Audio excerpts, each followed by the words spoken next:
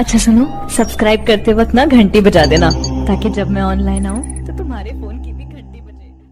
बोली बोली बाबा बैद्यनाथ की बोल बम जय शिव डीजे मनीष रक्सौल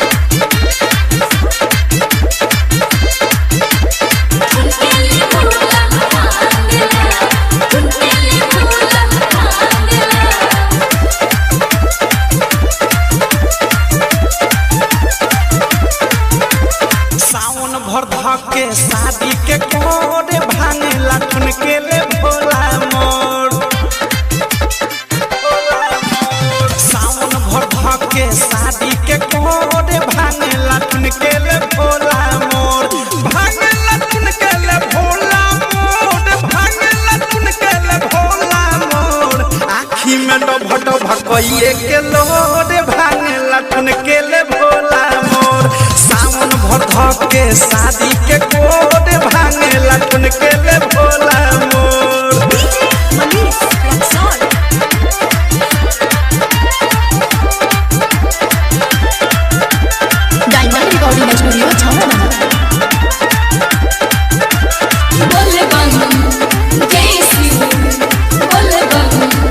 जय शिव मेवा मलाई छोड़ी छोड़ी मिष्ठान हो भांगे धतूरा पर देवे ध्यान हो मेवा मलाई छोड़ी छोड़ी मिष्ठान हो भांगे धतूरा पर देवे ध्यान हो कोहल गौड़ा न बना कठोर कोहल गौड़ा न बना कठोर केतनो मनाई केतनो धोडी ले गोरे भांगे लखन के ले भोला मोर सावन भर धके शादी के कोरे भांगे लखन के ले भोला मोर बोल बम मनीष रक्सौल जय शिव उनके भोला भांगला उनके भोला भांगला बोली बोली बाबा बैद्यनाथ की रातों दिन भांग सिलौट पर पीसी टाइम बचे जे में गजब के मिसी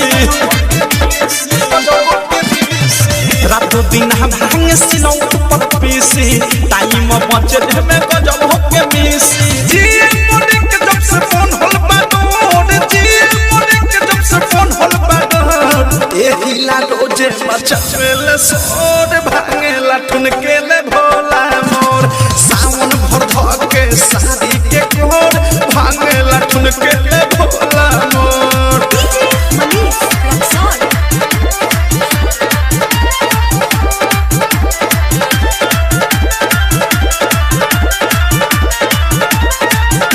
बोल बम जय शिव बोल बम जय शिव सबका हमारे राइटर पे की विशाल हो औधे से प्रेमी चले ढाडी हुसाल हो सबका हमारे राइटर पे की विशाल हो